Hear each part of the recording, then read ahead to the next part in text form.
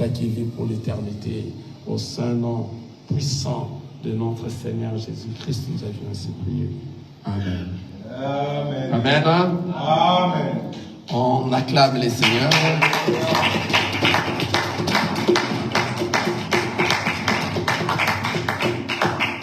On peut aussi se saluer l'un à l'autre. Le Seigneur vous bénisse. Amen. Amen. Tel que nous étions en train de parler, nous continuons sur cet enseignement, sur 3 éléments, très rapidement encore aujourd'hui. Il pleut jusqu'à présent et ça nous a retardé un peu dans beaucoup de choses. Le moyen de venir jusqu'ici, il y a des endroits où la route n'était pas praticable. Mais le Seigneur a fait grâce que nous soyons là. Amen. Amen. Et nous sommes dans la joie lorsqu'on sera ensemble dans la présence du Seigneur. Amen. Amen. Nous sommes en train de parler des 3 éléments pour bien savoir comment on est en train de prêcher la parole du Seigneur.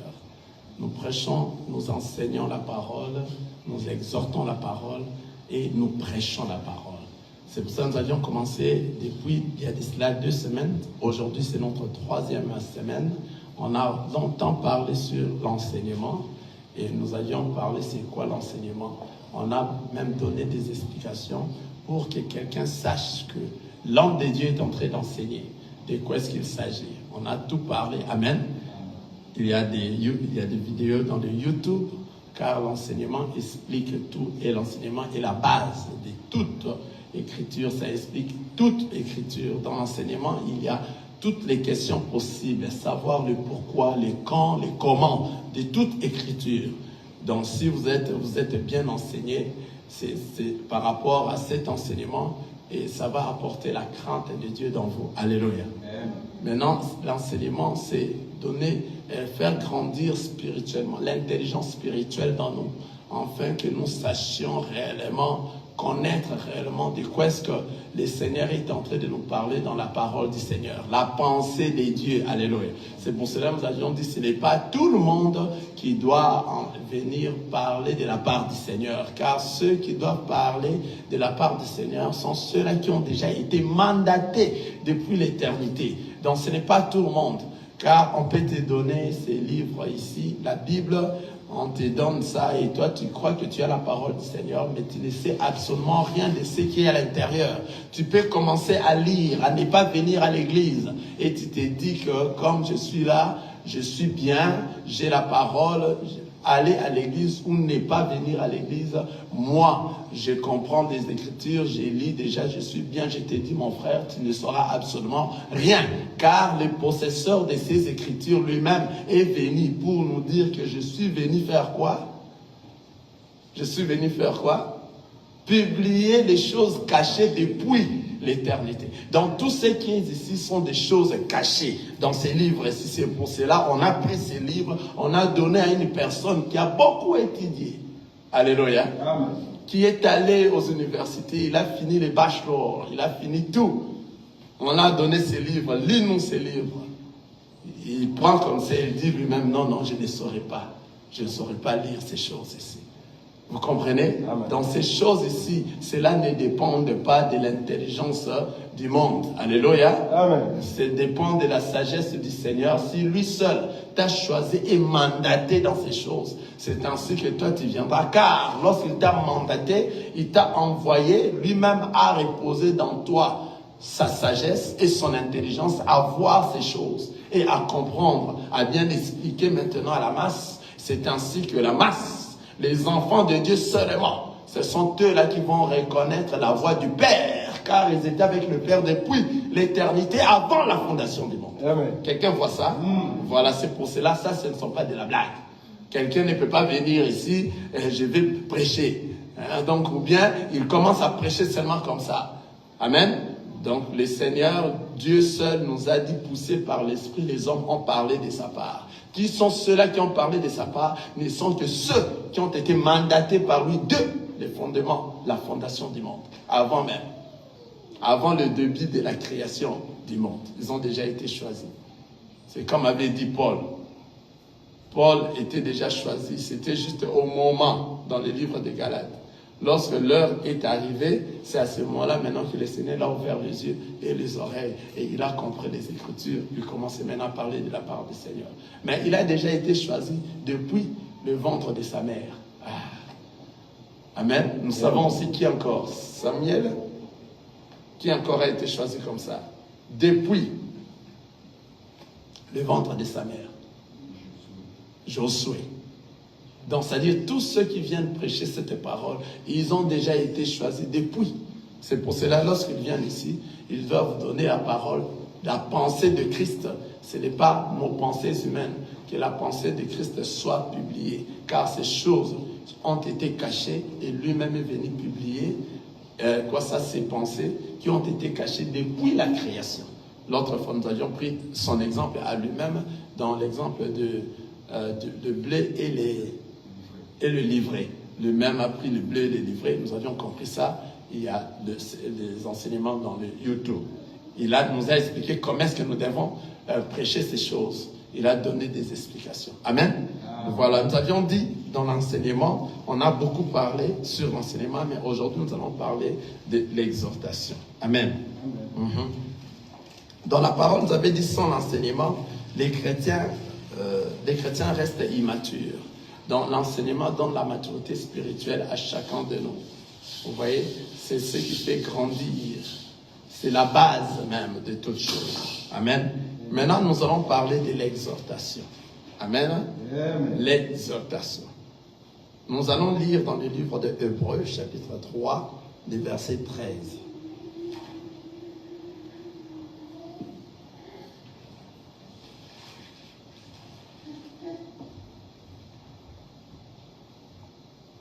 Hébreux chapitre 3, le verset 13.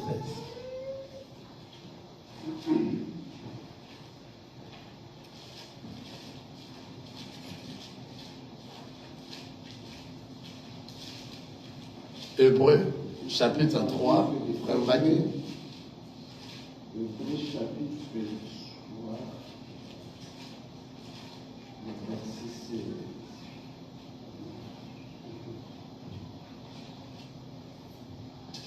Hébreux chapitre 3, le verset 16.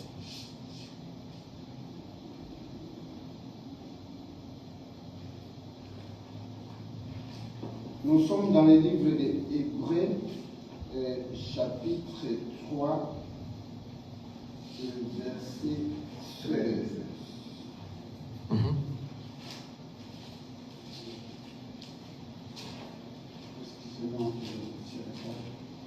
Oui, la personne qui est prête. Frère Chai. Ouais. Hébreux chapitre 3, le verset 13. Hébreux chapitre 3, le verset 13, et nous lisons l'origine. Mais exhortez-vous les uns les autres chaque jour, aussi longtemps qu'on peut dire aujourd'hui, enfin, aucun de vous ne séduise par la séduction du péché. Amen. Amen. Exhortez-vous les uns les autres chaque jour, afin qu'aucun de vous ne s'endurcisse par la séduction du péché. Amen. Amen. Ici maintenant, l'exhortation, c'est comment? Pour exhorter une personne, c'est pour qu'il ne puisse ne s'endurcir plus dans le péché. Vous voyez? Et l'exhortation ici, ça vient réveiller. Alléluia. Amen. Elle touche le cœur. L'enseignement, nous avions dit, c'est la base. Ça va te donner l'éclaircissement des Écritures. Savoir le comment, les pourquoi, les quand de toute Écriture. Afin que tu aies une base solide et que tu sois bien enseigné et que partout où tu pars, lorsque quelqu'un est en train de parler de ces choses, tu comprendras qu'il n'est pas en train de... Il ne fait rien s'il n'a pas été appelé. Tu sauras cela. Qu'il n'est pas en train de parler des choses de Dieu, il est en train de parler de ses pensées à lui. Maintenant, exhorter, elle vient réveiller, elle touche le cœur, elle pousse à l'action. Donc si nous exhortons, nous réveillons, nous touchons les cœurs, des choses qui touchent les cœurs, les choses qui nous poussent à l'action. Elle secoue l'âme Alléluia. Elle encourage, elle avertit, elle corrige parfois avec force. L'exhortation corrige parfois avec force et ramène quelqu'un dans la bonne direction. C'est-à-dire, comme nous venons de lire là-bas, dans le livre des Hébreux, chapitre 3, le verset 13, la parole nous dit, exhortez-vous les uns les autres chaque jour, afin qu'aucun de vous ne s'endurcisse par la séduction du péché. C'est-à-dire que l'exhortation, lorsqu'on est en train d'exhorter, c'est juste pour que la personne prenne conscience de quelque chose qu'il faisait et qu'il voit réellement que non, il doit quitter cela. Et la manière dont nous sommes en train de parler, ça va te pousser à l'action, de quitter le mal, de venir dans le bien.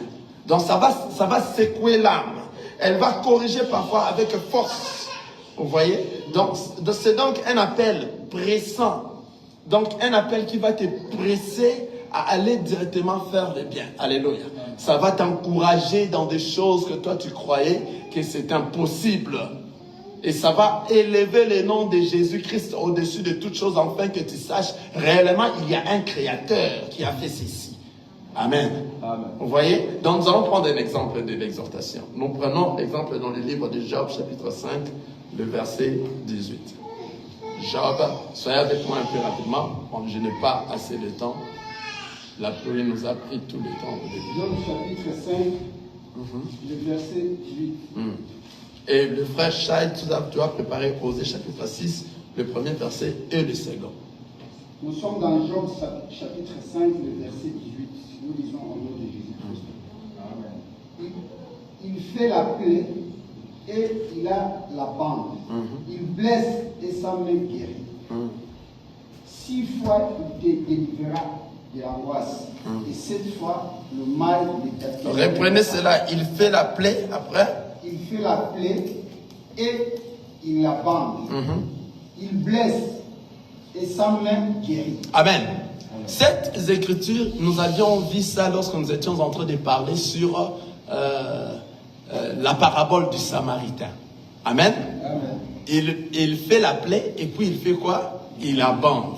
Vous avez vu, lorsque je suis arrivé ici, je vous ai dit, laissez-moi exhorter un peu. Amen. Amen. Donc, je vous ai dit ça pourquoi? Parce que il fallait maintenant vous ramener à quelque chose pour voir la grandeur du Seigneur. La personne qui dit, il fait la plaie et puis il la bande. Si vous vous souvenez très bien, pendant que j'étais en train d'enseigner sur la parabole du Samaritain, arrivé dans ce point, je vous ai dit, laissez-moi faire quoi? Exhorter. Donc, c'est-à-dire, j'ai laissé l'enseignement et je suis venu maintenant exhorter. Qu'est-ce que j'ai dit ces jours-là? J'ai dit, mon bien-aimé, sache que si tu es réellement un véritable enfant de Dieu, la personne qui fait la plaie, c'est le Seigneur Jésus lui-même. C'est Dieu lui-même qui doit faire la plaie et c'est lui-même qui va faire quoi? Qui va bander. Sache que, ça c'est, je suis en train de prendre maintenant les exemples pour vous faire comprendre la différence entre l'exhortation et l'enseignement. J'ai quitté l'enseignement pour vous dire, regardez mon bien-aimé, je vais maintenant exhorter. Le Seigneur qui fait la plaie et c'est lui-même qui fait quoi? Qui bande cette plaie.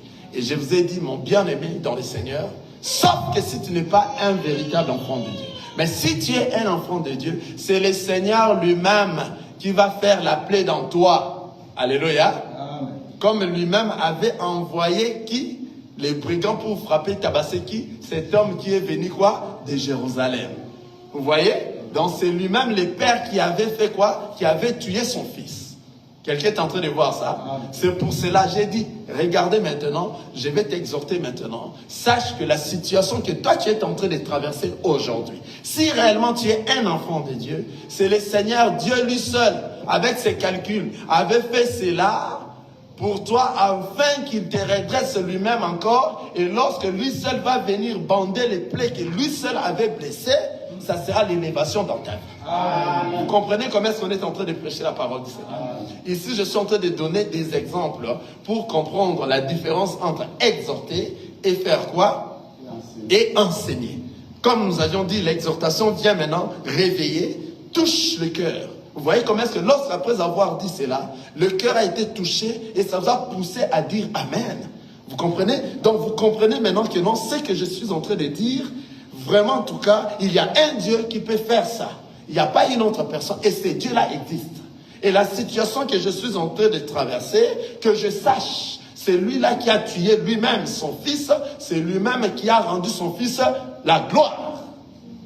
Et comme il a fait à son fils, et comme moi aussi je suis son fils, la situation que je suis en train de traverser, je sais bien que c'est lui-même, au travers de ses calculs, il a bien arrangé cela ainsi, afin que, après que ceci passe, je vais me relever avec beaucoup de succès dans ma vie. Vous comprenez comment ça se passe? C'est lui-même qui est en train de faire tout ça. On peut encore lire dans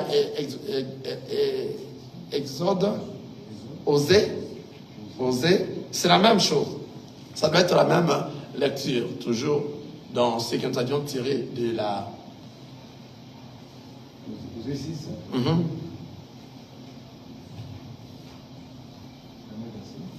Osée, premier verset et deuxième verset. Osée chapitre 6, du premier au deuxième verset. Venez, retournons à l'Éternel, car il a déchiré, mais il nous a guérira.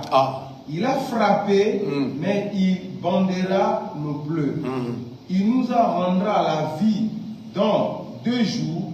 Le 3e jour, il nous relèvera et nous vivrons devant lui. Donc, lorsque un homme de Dieu maintenant commence à exhorter, il commencera à dire des paroles telles que « Sache, mon bien-aimé, la personne qui veut te soulever à ce moment ici, il va d'abord te réveiller. Alléluia. Il va te faire traverser les déserts, afin que lorsqu'il va te relever et lorsqu'il va te soutenir, il va te donner du succès qu'il avait caché pour toi, que toi tu sois confiant à cette personne-là durant tout le reste de ta vie.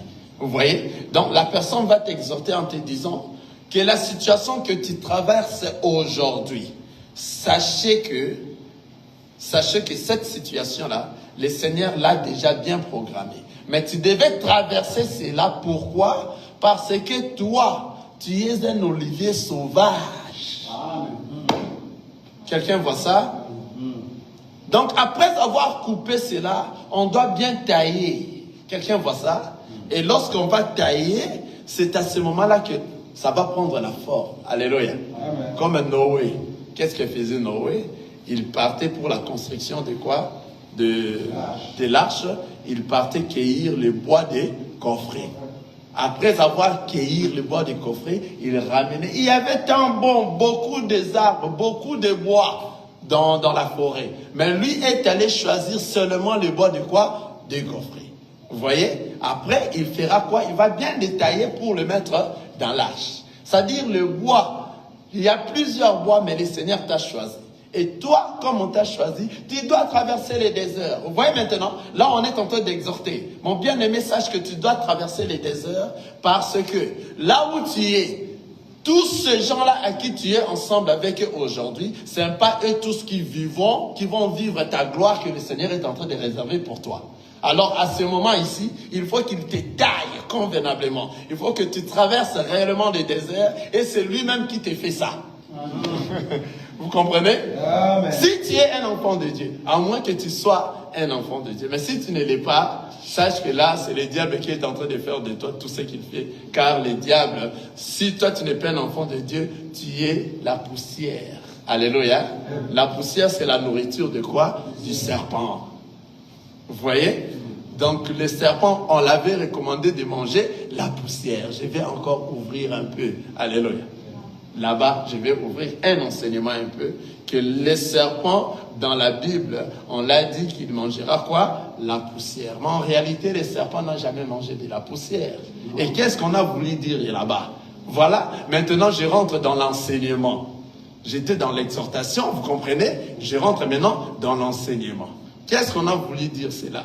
Donc, on a bien voulu nous éclaircir que lorsqu'on dit au serpent que tu ne mangeras que de la poussière, or l'homme a été créé au travers de la poussière, c'est-à-dire on parle au serpent qu'il va dominer sur l'homme. Vous voyez? Amen. Mais là-bas, lorsqu'on dit ça comme ça, en voilé, comme ça, c'est personne qui saura qu'est-ce qu'on est en train de dire là-bas, car c'est la pensée de Dieu. Or, l'homme a été créé par la poussière. Et lorsqu'on dit au serpent, tu ne mangeras que la poussière, c'est-à-dire de la poussière, c'est la nourriture du serpent. Vous voyez? C'est la nourriture du serpent. Mais qui est cet homme-là qui reste poussière? C'est celui qui n'a pas Jésus-Christ. C'est cet homme-là qui reste poussière. Car la personne qui a Jésus-Christ, le jour où le sang a été coulé dans la terre, le sang s'est mélangé avec la poussière, ce n'est plus la nourriture du serpent. Quelqu'un voit ça? Dans les serpents doivent manger seulement la poussière. Mais si cette poussière est mélangée avec le sang de notre Seigneur Jésus-Christ, ce n'est plus sa nourriture. Au commis bololo. Il n'y a plus moyen qu'il puisse te manger. Vous voyez cette différence? Donc tu es devenu un enfant de Dieu, tu es devenu caché.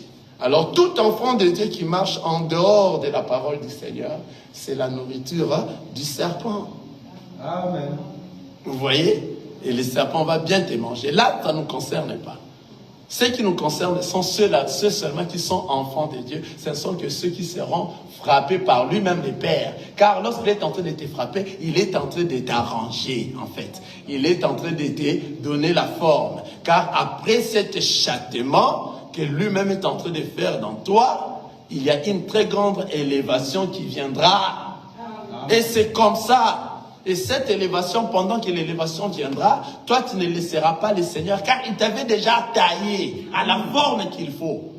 Quelqu'un voit ça? Yes. C'est à ce moment-là que non, l'homme de Dieu est en train d'exhorter. Il vous dit la grandeur de Dieu et la manière dont il est en train de faire des choses. Toi qui es resté à la maison, toi qui ne comprends pas ceci, vous voyez, il est en train de parler de ces choses-là directement lorsque tu viens, même si tu suis à la télé, tu dis, waouh, cet homme est en train de bien exhorter. Tu comprends? S'il est en train d'enseigner, comme tu connais l'enseignement, waouh, quel enseignement! Vous voyez, tu comprends. S'il est en train de frapper à côté aussi, tu sauras que cet homme n'enseigne pas, il n'exorce pas, il ne prêche pas. Il ne fait que sortir ses idées à lui et il frappe à côté. Alors les enfants de Dieu, si nous avions choisi cet enseignement, ce n'est pas si long. Mais c'est juste enfin que les enfants de Dieu comprennent et savent comment distinguer l'enseignement, l'exhortation et la prédication. Nous devons en tout cas en connaître plus. Vous voyez? Donc, c'est-à-dire, l'exhortation, donc, c'est un appel pressant qui nous dit, lève-toi, change, reviens à Dieu, persévère dans ce que tu es en train de faire. Elle agit dans l'urgence spirituelle. Dans l'exhortation, on nous dit, lève-toi, change, reviens à Dieu. Des choses que tu étais en train de faire. Sache qu'il y a un maître suprême qui est là, qui peut t'aider, qui peut t'épauler, qui peut te ramener dans ça. Attention, laisse ceci, entre dans ça, laisse ça, c'est mauvais. Il y a un maître qui te voit, ce que tu fais. Tu vois, tout ça, nous sommes en train d'exhorter que la personne soit réveillée. Après que la personne est réveillée, il sera poussé à l'action. Quelles sont ces actions? Ces actions, c'est marcher et pratiquer la parole du Seigneur maintenant physiquement comme ça. Donc spirituellement, tu as déjà été nourri dans l'enseignement et maintenant l'exhortation, tu commences à pratiquer clairement ce que le Seigneur t'a dit dans l'enseignement car tu as su cela. Et maintenant, dans l'exhortation, tu pratiques cela car tu sais qu'il existe et il te voit. Et il est capable, même si tu es dans une situation très mauvaise, à te relever de cette situation, à te secourir de cette situation. Vous voyez, le Seigneur est bon. Alléluia. Amen. Nous sommes en train de continuer et de parler maintenant sur la prédication. Amen. Amen. Sur la prédication, nous allons lire dans le livre de Romains chapitre 10, le verset 14.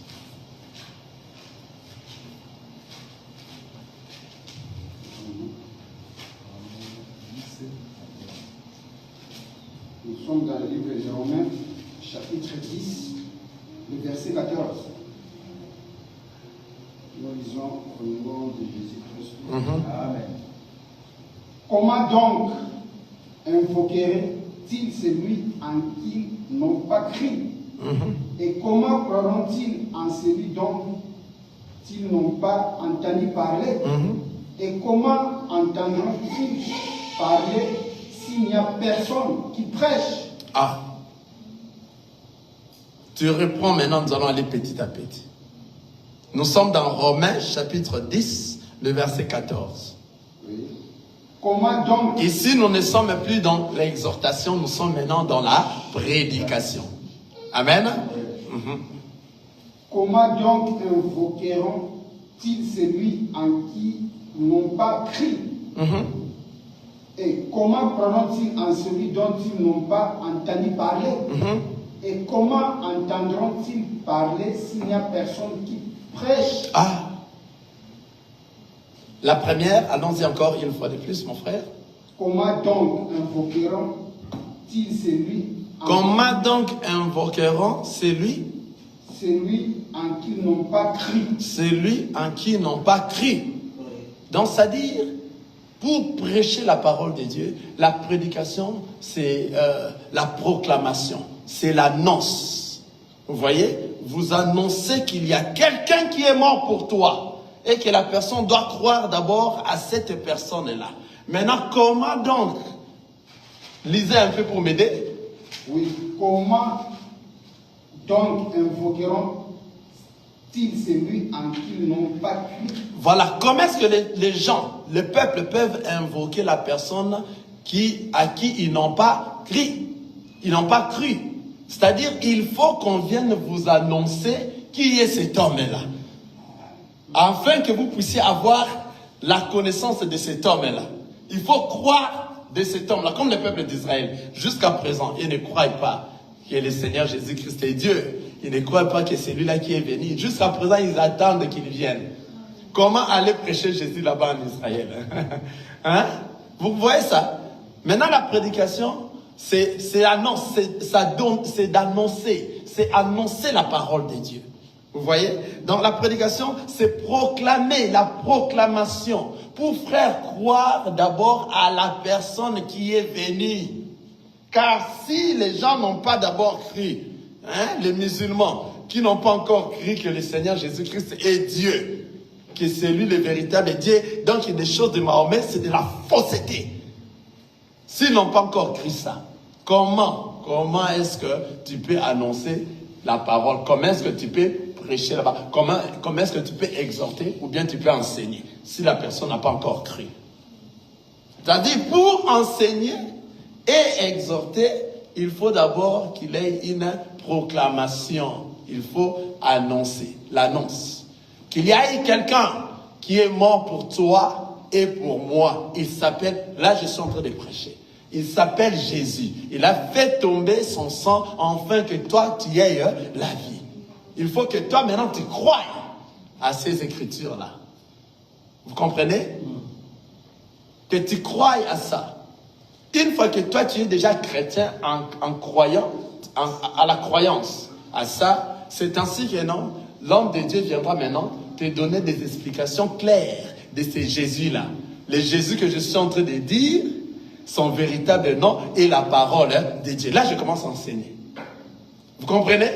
Donc, lorsque toi, tu crois, maintenant, l'homme de Dieu viendra maintenant parce que tu crois déjà. Tu te dis maintenant chrétien, maintenant je vais t'expliquer maintenant ce qu'il y a à l'intérieur, le comment, le pourquoi et le quand de toute écriture. Je commence à t'enseigner que le Jésus que nous sommes en train de dire, c'est lui qui est, son vrai nom, c'est la parole de Dieu. Regardez, au commencement était la parole était avec Dieu et la parole était Dieu. Ah, rien de ce qui a été fait n'a été fait sans elle. Ah, donc ça dit, Jésus, c'est lui la parole. Là, tu commences maintenant à enseigner. Mais pour arriver là-bas, il faut qu'il y ait une proclamation de cet homme-là. Il faut qu'on puisse annoncer cet homme-là. Prêcher. Continuer. Ça, c'était la première. Et comment y aura-t-il le deuxième, c'est quoi? Croiront en celui dont ils n'ont pas entendu parler. C'est presque similaire. Comment croiront donc à celui dont on n'a-t-il pas entendu parler? Vous comprenez? C'est-à-dire, il faut d'abord annoncer. il faut d'abord faire une proclamation d'une personne qu'on a parlé de lui. Il y a eu quelqu'un qui viendra. Et cet homme-là, lorsqu'il viendra, les boiteux verront, les boiteux feront quoi? Sauteront, les aveugles verront, les sourds entendront. Il faut d'abord commencer par la proclamation de cet homme-là. Quelqu'un est en train de voir. Or, proclamer cet homme-là, c'est annoncer la bonne nouvelle. C'est annoncer la parole. Or, annoncer la parole, c'est la prédication. Tu es en train de prêcher à ceux qui ne l'ont jamais connu. Vous voyez, tu te mets maintenant, tu prêches à ceux-là qui ne l'ont jamais connu, qu'il y a une personne qui doit venir. Et lorsqu'il viendra, nous allons voir que les aveugles verront, alléluia, les boiteux marcheront, les sourds entendront. Et lorsque le Seigneur Jésus est venu, ces choses s'est manifestées comme ça. Alléluia. Et lorsque les gens ont vu ça, maintenant toi, lorsque tu viens aujourd'hui, vous dites, il n'y a eu qu'une personne qui est mort pour nous. Il a accepté d'aller sur la croix. Vous voyez ces messages?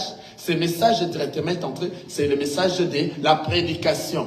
Que toi tu saches et que tu crois à l'existence de Jésus comme étant Dieu qui a quitté le ciel et il est venu sur la terre afin que toi tu sois libéré. Vous voyez? Et lorsque maintenant cette croyance-là va entrer dans toi, directement la croyance va engendrer la crainte de Dieu dans toi. Vraiment, il y a quelqu'un qui a créé le ciel et la terre. C'est quelqu'un-là, c'est Dieu. Et lui-même, c'est la parole. Et il s'est fait chair. Il est venu sur la terre. Vous voyez? C'est ça maintenant, enseigner la parole du Seigneur. C'est prêcher la parole du Seigneur. Là, nous sommes dans la prédication. Tu es en train de prêcher. Tu es en train de faire la proclamation. Tu es en train d'annoncer cette personne-là, afin que ceux qui ne les connaissent pas, les connaissent. Lorsque les personnes vont prendre conscience de cette personne-là, c'est à ce moment-là maintenant que cette personne mérite maintenant l'enseignement. Car ils vont maintenant beaucoup poser des questions.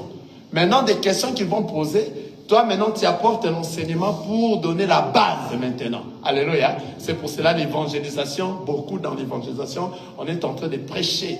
Afin que les gens viennent où? Dans l'église. Alléluia. On prêche dehors, on prêche dans des métros, on prêche dans des bus, on prêche dans des rues, on prêche au travail. Vous voyez, on est en train d'évangéliser au travail, évangéliser dans le métro, évangéliser la parole du Seigneur. On est en train de faire élever son nom, afin que ceux qui ne les connaissent pas les connaissent d'abord. On proclame la personne qui est venue du ciel. Et il est l'unique à venir et à rentrer dans le même endroit. Car personne n'est descendu du ciel si ce n'est celui qui est venu du ciel. Le Fils de l'homme qui est où? Dans le ciel. Il faut que tout le monde sache cela, que c'est le Maître, le véritable Dieu. Alléluia. Maintenant, lorsque tout le monde va savoir cela, et que ce message de la proclamation de la grandeur du Seigneur, l'annonce de la parole du Seigneur va toucher quelqu'un, c'est à ce moment-là maintenant, après évangélisation, il y aura des frères qui viendront à l'église. Lorsque maintenant les frères viendront à l'église, dans l'église, ça marche de pair maintenant. On commence à donner tout, afin que cet homme-là puisse comprendre. Alléluia. C'est pour cela, dans beaucoup des assemblées des saints, des assemblées des élus, il y a des systèmes de questions-réponses. Vous voyez? Afin que les frères et sœurs comprennent réellement la parole du Seigneur par des questions-réponses. En venant à l'église, l'homme de Dieu va maintenant enseigner la parole du Seigneur. C'est pour cela dans l'église, le Seigneur a laissé les 5 ministères. Les 5 ministères, mon bien-aimé, ce n'est pas 1, 2, 3, 4, 5 personnes. Non, les 5 ministères, c'est l'onction du Seigneur. C'est une manière mystérieuse du Seigneur à diriger son église. Vous pourrez être 2, mais par rapport à la foule de l'ensemble, il n'y a que 2 ministres, mais le Seigneur va t'utiliser autrement. Il t'utilise comme un docteur de foi. Il t'utilise, mais toi, tu as été appelé comme un pasteur. Amen. Tu as été appelé comme un évangéliste.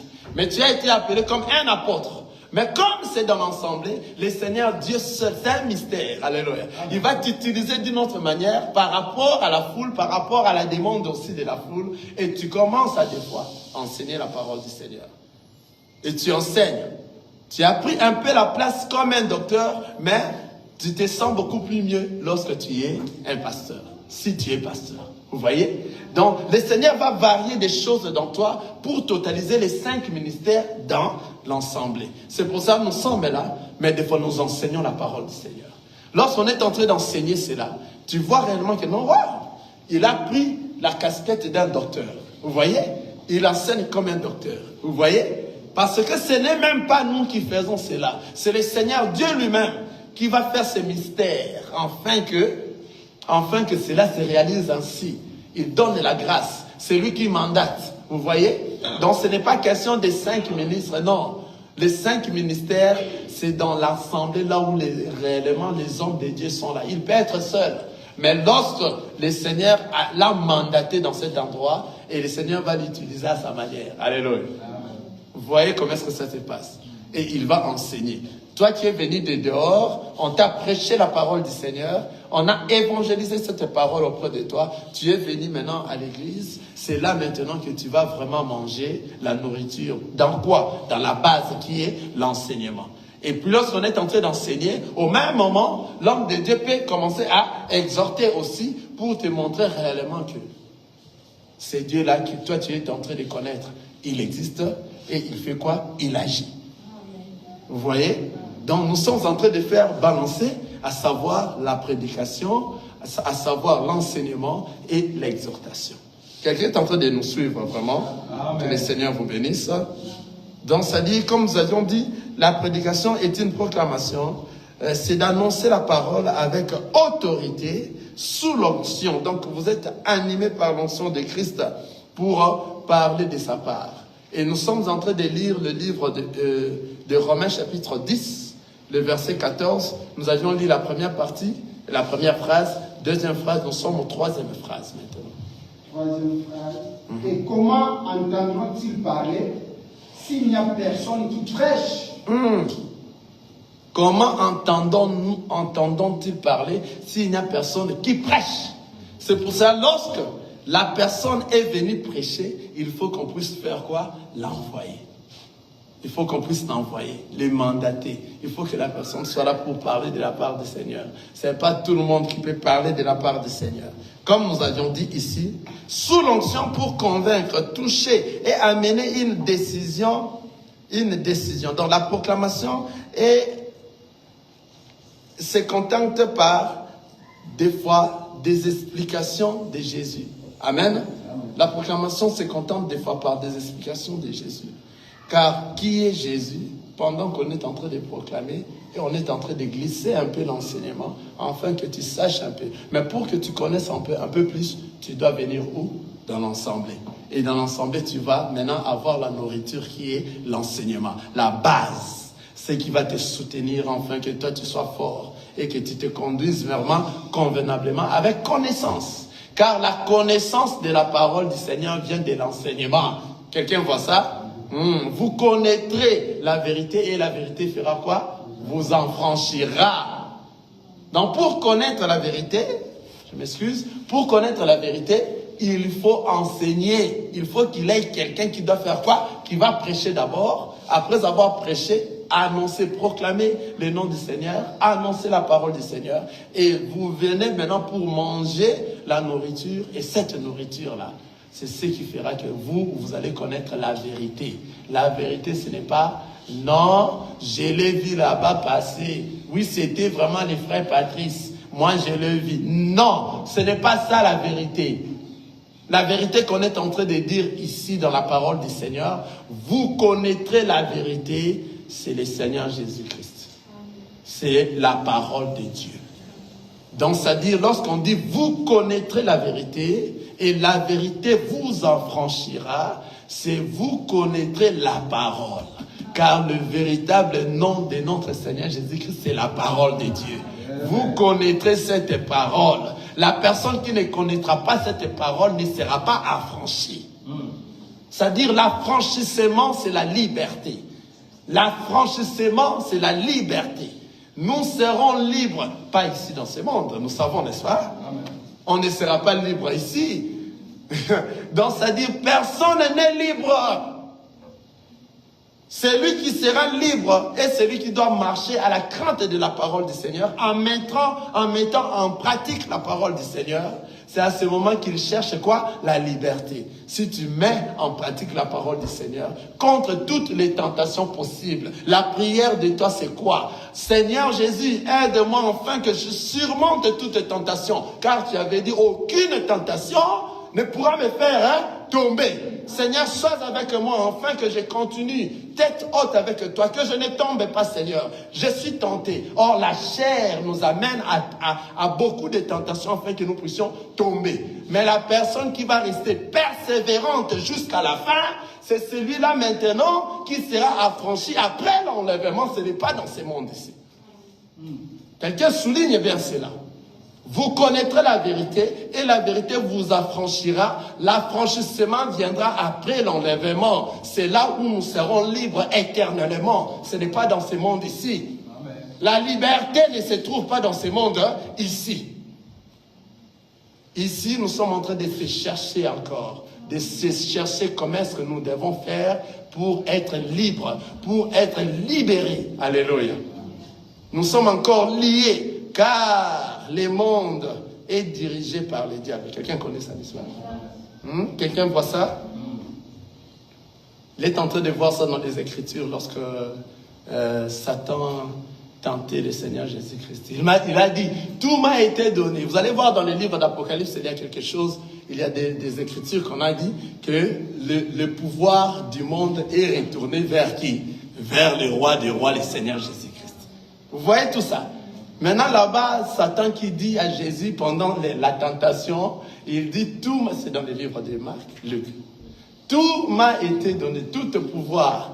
Donc, c'est-à-dire, on l'a donné le pouvoir de tout, de diriger tout sur la terre. Satan. C'est pour cela, vous voyez, les gens, la personne qui n'avait absolument rien, mais lorsqu'il va visiter ces chambres-là, un pasteur qui n'avait rien, lorsqu'il va visiter ces francs-maçons, des hommes de science directement, il a maintenant de l'argent, il a tout. Pourquoi? Parce qu'il s'est prosterné devant Satan. Vous voyez? Dans ce monde, si tu veux avoir beaucoup de biens de ce monde, prosterne-toi seulement, tu au cas moyen. Quelqu'un est en train de voir ça? Essaie seulement de te prosterner à des choses de science, des fétiches, de la franc-maçon, les autres pasteurs d'ailleurs. Je suis en train de parler des pasteurs, des hommes de Dieu parce que je suis parmi les hommes de Dieu. Alléluia. Il y a des hommes de Dieu qui partent même coucher avec les déesses des eaux. Pour avoir des onctions, avoir des révélations, des prophéties. Ils font ça.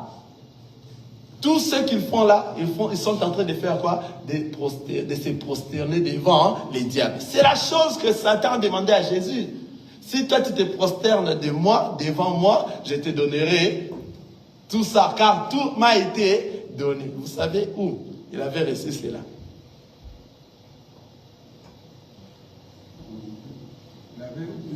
Où Satan avait reçu ce pouvoir? Dans les jardins.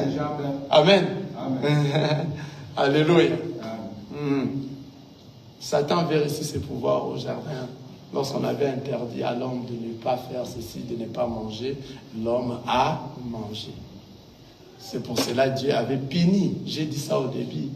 Il a puni l'homme qu'il mangera à la sueur de son front. Alléluia. Il a dit au serpent, toi tu mangeras quoi? De la poussière.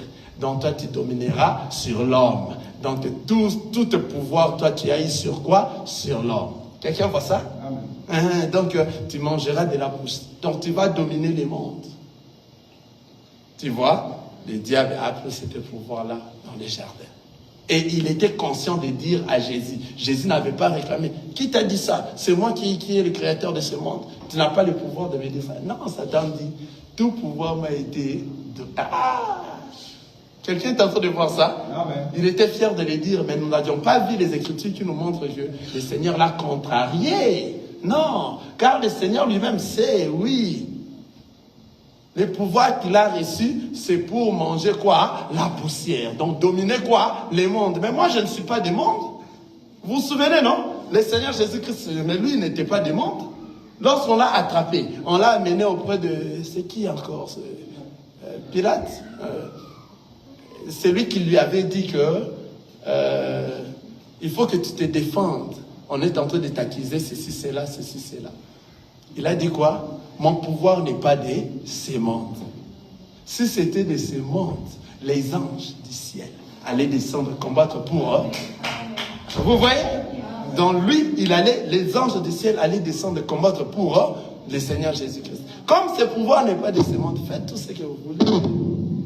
Quelqu'un peut ça? Ah, Elingna Kater.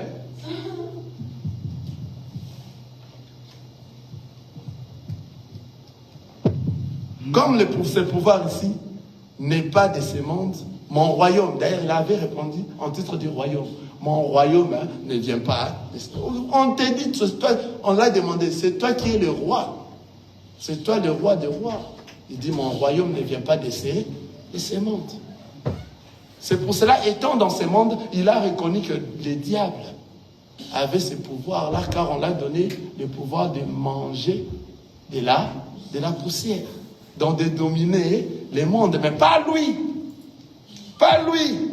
Le diable ne saura pas lui dominer. Quelqu'un est en train de voir ça? Maintenant, il te dit, toi, mon bien-aimé.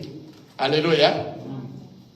Celui qui marche avec moi ne marchera pas dans les ténèbres. Moi, je suis la lumière du monde. Donc, c'est-à-dire, si tu marches avec Jésus, tu es aussi la lumière du monde. Ce qui n'arrivera pas à Jésus n'arrivera pas aussi à toi. Vous voyez? Celui qui m'a reçu comme Seigneur et Sauveur dans sa vie, je vis dans lui. Je suis à l'intérieur dans lui. Toute arme forgée contre toi sera nulle sans effet. Donc la personne maintenant qui a Jésus, la domination qu'on a donnée, les pouvoirs qu'on a donnés au Satan ne fera plus rien. Ça devient nul. Que le Seigneur vous bénisse.